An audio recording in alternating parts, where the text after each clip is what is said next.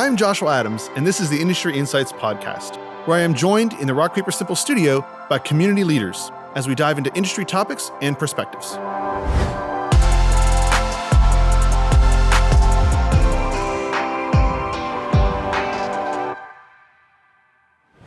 Thanks for joining us today. I have Chuck Smith, president and owner of C&S Consolidated, which is a group of various different companies doing a whole lot of very complex things that are over my head.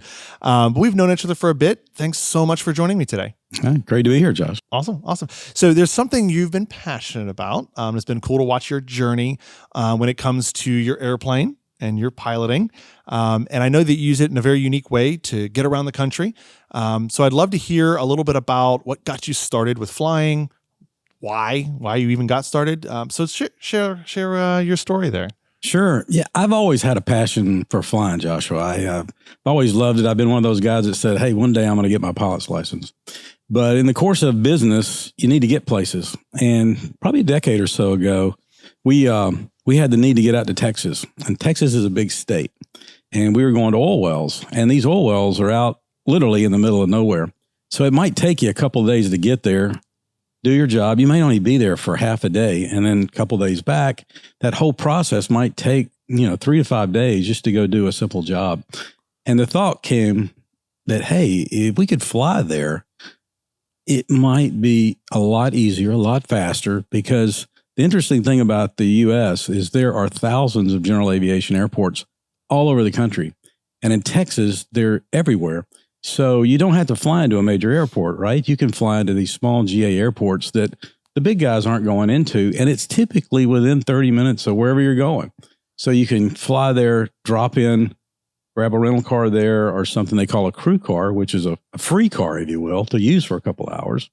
And that was the ticket. I mean, we determined that this is the way to do this. If I could figure out a way to do it cost effectively, it's more expensive than flying commercial for sure.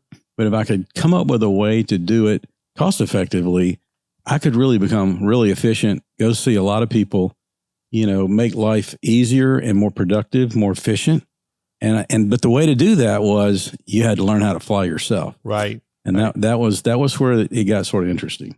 Yeah. So I think, with some context in what you do, you have customers not just all over the country, but around the world, right? Yeah, globally, yeah. Yeah. Mm-hmm. So you really need to get to places quickly, whether that be for a new client relationship or an existing one.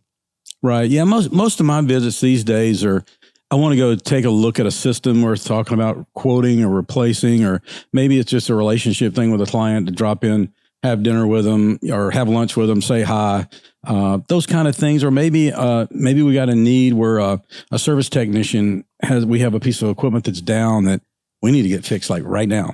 So it's multi-purpose in terms of what it can do. Sometimes it's just me, and sometimes it's 2 or 3 other guys in a plane with me. Very cool. Very cool. So you obviously you identified this need. You said, hey, if I can figure out a cost-efficient way, but that includes you being the pilot. What was that journey you started down at that point? What were the steps you took? Yeah, to do that, it requires a lot. And I sort of started doing some research. There were some, as with anything these days, you get on YouTube and you start looking, right? And on YouTube, there's a channel there. It's called Nico's Wings. And this guy's a business owner down in, I think it's Boca Raton. And he flies in a Cirrus. It's a small 4-seat airplane. And he flies all over the country for business. That's the only way he travels, whether he's going to Los Angeles or Chicago or wherever he's going. And I'm like, that's the ticket right there. That's what I need to go learn how to do. So started looking at ways to become a pilot, but I wanted to be a Cirrus pilot because that's the aircraft that would meet my goal. The Cirrus, by the way, is the one that has the parachute. So it's got a parachute in it. So if something happens, you get, something doesn't go, you don't have a good day in an airplane, you can pull this parachute, which is really a cool thing. That's a nice peace of mind element. Yeah, it's a nice peace of mind. Safety comes to mind. But anyway, I followed this guy, watched his videos, and I'm like, that's what I'm going to do. Did some research, come to find out just right down the road from your place here at Melbourne International Airport, there's a organization called Melbourne Flight Training, owned by a guy, you may know him, Derek Fallon. I do. A great guy. And he's got a huge passion for flying and teaching mostly young folks, but occasionally an old guy like me, to fly. And they had just come across a couple of brand new Cirruses, and it's really atypical in industry to have this type of level of aircraft that you can train in.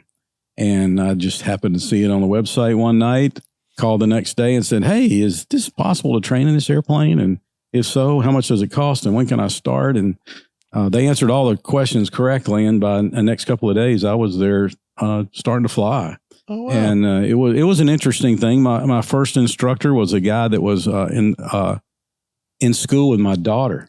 Okay, so your instructor. I'm 62, and my instructor's 26. So, but it's just a great experience. These guys are they've gone through all the training. They're highly experienced, and they did just a great job of teaching me how to fly, get me through the process. Getting your pilot's license is a tad bit challenging, particularly for an older guy, right? Because there's a written component to it and there's a flying component to it. So it's not like college, it's not like you just take a test and you get grade. Right. You got to take the written test, which is challenging, but you also got to show you can fly the airplane. And that seems like an important step. Yeah, I think so. Yeah. But so getting through that process took about 6 months. And, but the problem with that is it only gets you the ability to what they call fly VFR, visual flight rules. So you can only fly on a good day. You have to stay away from the clouds, and you can't fly through the clouds, or you can't fly on a rainy day, and you can't shoot on approach in the airport. So essentially, if you're going to use the airplane for what I want to use it for, that license is just a stepping stone because it's functionally useless in terms of using it for business travel. So you have to get the next rating, which is called an instrument rating. So back to Melbourne Flight School I went and got my instrument rating. I remember when you finished that. Yeah, and that was a tad bit more challenging, and finished that up. That process of from private pilot to instrument was about a year. In that process, I actually went and bought the airplane. I bought a Cirrus SR-22 Turbo, very capable airplane. It'll go anywhere you want to go. And it's got a range of about 5 hours, which I can't sit in it for 5 hours. So it's a pretty powerful airplane. And then after that, and I started flying everywhere I wanted to go, here and there. I came across a need that if I could get my commercial pilot rating, I could possibly impact my insurance rates. So back to school I went, got my commercial rating. Sort of did it for two reasons. One was insurance. One was just to check a box to say a 60-year-old guy can go get a commercial pilot rating. Yeah. I got to admit, but at the same time, it improves your flying skills, and it makes you a more precise pilot, if you will. You're a commercially rated pilot, so you have to increase your skill set to be able to get through that. So that has enabled me to do exactly what I want to do, which is fly all over the place. I mean, I look over this past summer where I've been out to Scottsdale, Kansas City, Oklahoma City, Chicago, middle of Wisconsin. And the interesting thing is that most of the places that I go, I'm going to visit small rural water plants or some industrial place out in the middle of nowhere in a farming community, let's say. And there's always that airport that's just close by that you can drop in. Most of the folks at these places are super nice people, and it's a great way to interface with people. They're passionate as well about flying, and it's been a great experience. I mean, it comes with it comes with a set of rules. In other words, it's like, I want to go learn to fly, and I'm going to go fly everywhere I go. Well, that's all well and good, but you have to understand there comes some rules, and because the thing that can get you is weather. So, and anytime you want to fly somewhere, usually it's when the weather is going to be bad. So, I've had to sort of develop a game plan in my mind. I usually always have a plan A and a plan B and a plan C. And, plan A would be to fly there. Plan B might be, I can't get there, but I could get to another place close to there. Plan C might be fly commercial, and plan D might be just don't go. So you got to be really good at that, because you do read about small plane accidents, and and as a pilot, most pilots read about those, and they want to understand and learn, hey, how did this accident happen, right? And what could I do to avoid it? What would I do in that situation? Because emergencies do happen in the small airplanes, in all airplanes. They're a mechanical piece of hardware. They're going to break, right? So I mean, that's sort of the journey that I've been on with it, and it's been interesting. It's just getting started good too. Yeah, no. And so obviously, what was obviously there was this. You saw this need. It was also sounded really cool. I think there was an element of that too. Like, hey, I can do this. But what has been the biggest benefit now that you have it? Right now that you've been using it, you've been doing it with the business and whatnot. What's been your biggest benefit? Wow, the biggest benefit. There's quite a few. Just to give you an example, like this past week, I needed to get to Sarasota. Well, Sarasota's not that far away, but if you've driven to Tampa lately, it's not a lot of fun, right? You spend all your time in traffic. Well, from Titusville, I keep my plane in Titusville. I can make it from Titusville to Sarasota Airport in 37 minutes. Oh, wow. So I'm looking down on all the traffic as I'm going across it. So it's a huge time saver. So I was able to leave. I think I took off about 7 o'clock, did my stuff over in Sarasota, took back off about 2 o'clock, back home by 3:30, in the office to wrap up a few things, and then home. So, that's just a huge benefit. I mean, it really is, because normally I would have probably gotten up earlier, driven the 2.5, 3 hours over there, done my normal thing, driven back, but probably wouldn't have got home till 8, 9 o'clock at night. So, right. It's just a huge a time efficiency thing, right? In terms of doing that. So. Yeah. Well, and obviously at some point too, your greatest resource becomes time, right? You can only stretch yourself so far. I kind of implied it earlier. You are responsible for several companies. It's not just one company and clients all over the country. A sizable team as well that you're responsible for. So time becomes that resource that you don't have a lot of, right? And I think that's kind of what you're saying. You're saying, hey, Josh, I can still get more done in that day that literally would have been a long day just to get one thing done. You've now got a morning back, and you've got your afternoon and your evening back. Oh, you're so right. I mean, time's valuable to everybody, right? But for me, having all the responsibilities that I have with multiple companies, trying to, there's always something to do. There's never not anything to do. So if I can do something to buy back a little time at a reasonable cost, it makes all the sense in the world to do it. Takes a little bit of effort. It takes a little bit of drive, a little bit of discipline to do that.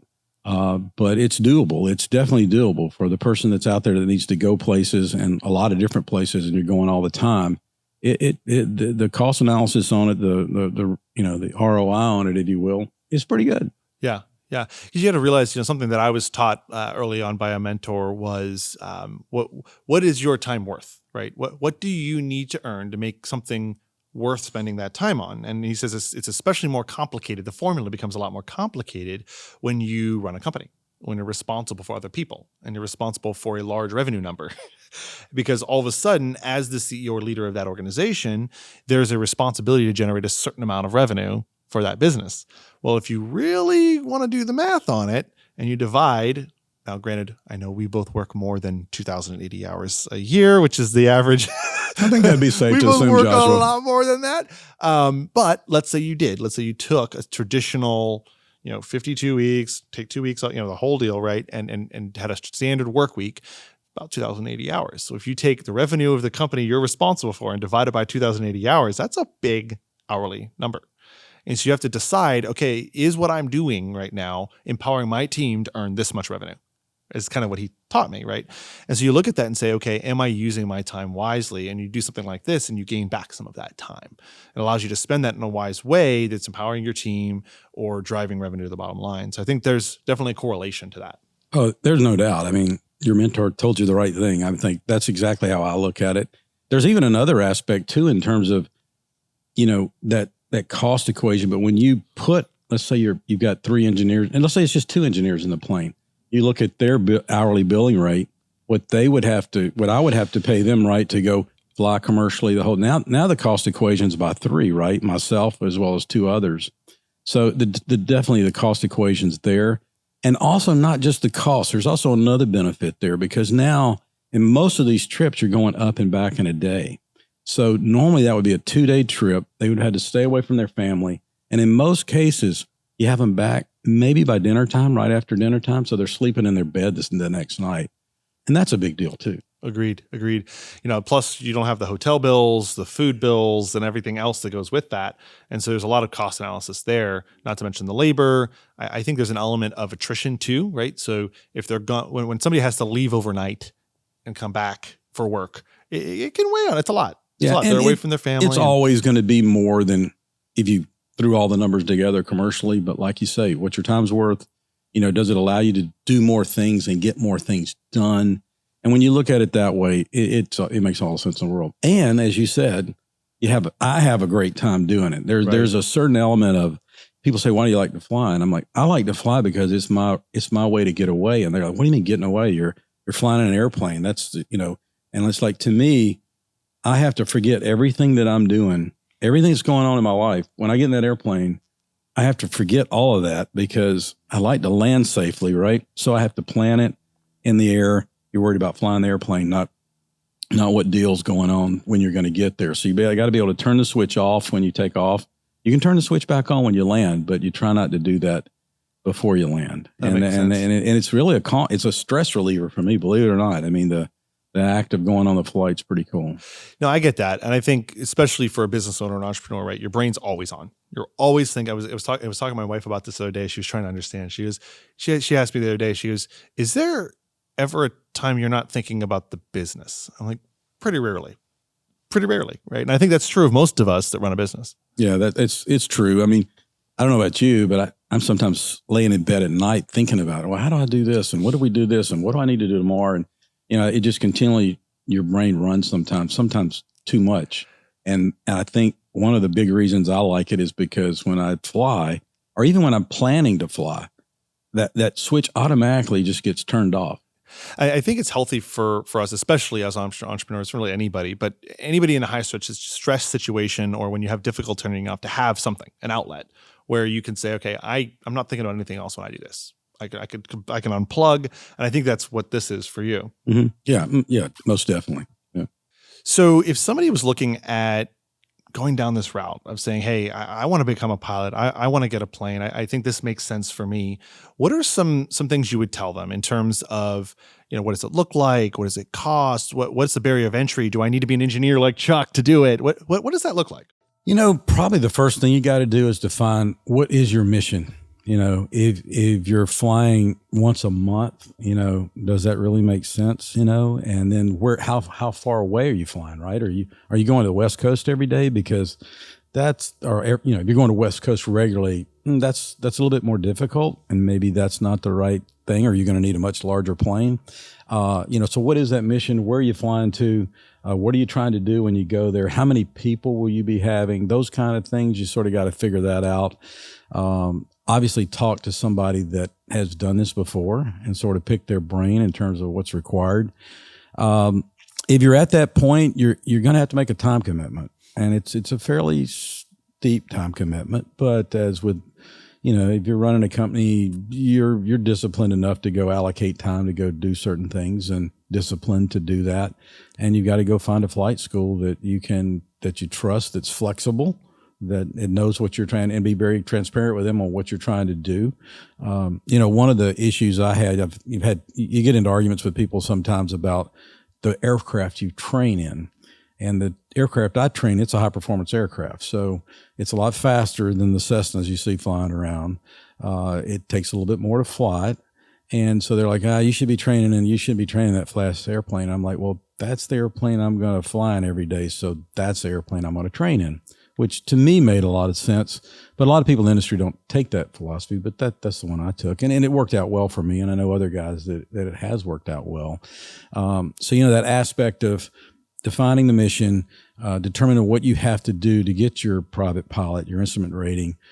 Definitely, you have to be very goal oriented. You cannot say, I'm just going to take care of this whenever I'm going to take care of it. You've got to say, I'm going to get my private pilot's license by June 30th of this year. It's just going to happen. And then when you get that, you say, I'm immediately going to roll into the next one. And you get very goal oriented and very laser focused, because if you don't, I know so many guys that have gone down this route and they're 3, 4, 5 years into it. I'm going to get back into it. And that is so difficult. So, determine how you get there. And then lastly, you got to figure out what kind of plane would you acquire and what does that look like? And that can range from, it's a decent sized number to buy the aircraft. I will say this though, there are some tremendous, at least there were some, I know it's changing this coming year on bonus depreciation, the percentage that you can claim. But so if you buy this aircraft and you use it for more than 51% business, it's full bonus depreciation. You can depreciate the entire aircraft in 1 calendar year. Oh, wow. And that's a big deal. Yeah, it is. As far as asset acquisition, et cetera. So from a business standpoint, it makes a lot of sense. But you gotta, it's there's no doubt it's a complicated equation, and it's not for everybody, but for the guy that, or gal that wants to go, do their business flying around, privately versus commercially, with them being their pilot, so they don't incur fees of pilot fees and all this kind of charter type route. It'll work. It works, and there's a lot of guys doing it. That gentleman I was telling you about on YouTube, Nico's Wings. There's other guys I see on the Cirrus channel on Facebook that that fly all over the place, just like that. They jump in that plane and they're like, "Let's go." Yeah. So how did you go about choosing which plane, right? You said you had a specific one, the Sirius one. You wanted to go that route. So somebody's looking at this going, well, what plane do I want to choose? How did you go about choosing that? I was just looking around and reading and consulting some guys that I know that are in the airplane business much more so than I ever was, or had a lot of experience in it.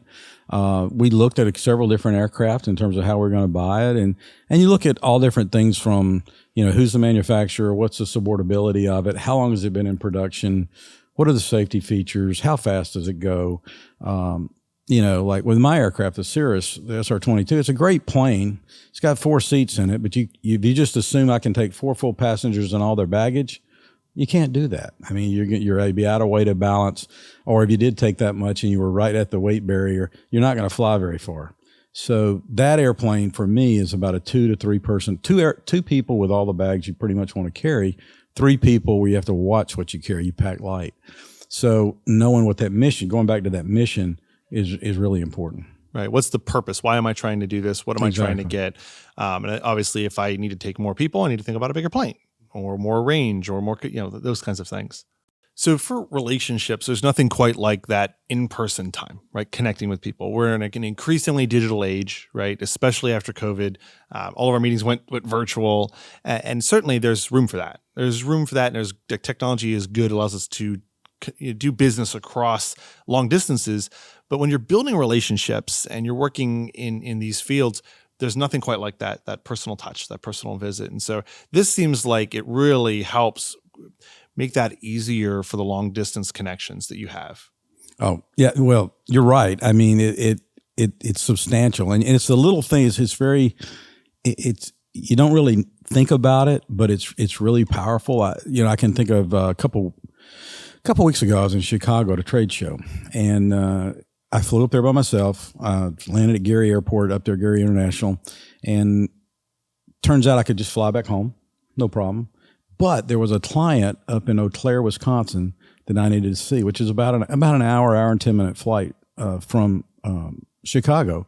So I was able to fly in there, grab a quick rental car, drive out to see him, shake his hand, look him in the eye, talk about his business, how we could help him, and boom, I'm gone. Just a nice drop-in visit that wouldn't have happened normally. It might have been through maybe it was through a Teams call, Zoom call, whatever. But there's nothing better than going there and showing that client that, hey, you care about them. You're in this. I cared enough to stop by, to make the effort to come here, right, which they realize it's out there. That has tremendous power, and that happens all the time. Usually that's one of the things I think about when I'm coming home from a place. I'm like, where can I stop? Where can I stop and talk to another client, take them out to dinner, whatever, just to say hi, or maybe there's some business we need to take care of, and it works. It's powerful. Right. Well, Chuck, you're clearly not just looking at this from a standpoint of a good business investment, which you have done. You've done the numbers, you've evaluated that, but you're clearly passionate about it. It clearly brings you some peace, some time away. We're both in C12 together, and one of the concepts is this kind of rest and relaxation, this ability to disconnect, right, and get away. And I think this provides some of that for you. So clearly this is 2 things for you, right? It's also, it's a personal fulfillment, but there's also a business decision that goes here. And I think you've done a really good job of communicating both of those things. And so if somebody is kind of thinking, this might be something that I'd want to do, I think you've given them both sides of that, if that makes sense. So thank you so much for sharing. You're welcome. I'll throw in one more thing that I didn't talk about. Bonus. A bonus one. I talked about the business aspect of it. There's also the personal aspect of it. You can be to Key West in an hour and 50 minutes, Sarasota in an hour. You can be eating barbecue in Georgia in an hour and 10 minutes. So there's a nice little, hey, let's go somewhere for the weekend. And it's not get in the car and drive somewhere. It's flying somewhere. And that is just a ton of fun. Me and my wife me and Tammy jump in the plane, off we go somewhere. And we just may pick a place just out of the blue. Let's go up here and eat lunch and come back home, or let's pack the bag and, go see whatever we've been wanting to see. There's a lot of opportunity there, a lot of fun. Even better. Even better. Again, thanks so much for sharing. You're welcome. Thanks for having me. Thank you for joining me on this episode of Industry Insights. If you enjoyed it, be sure to subscribe, comment, or even drop us a line over at rockpapersimple.com.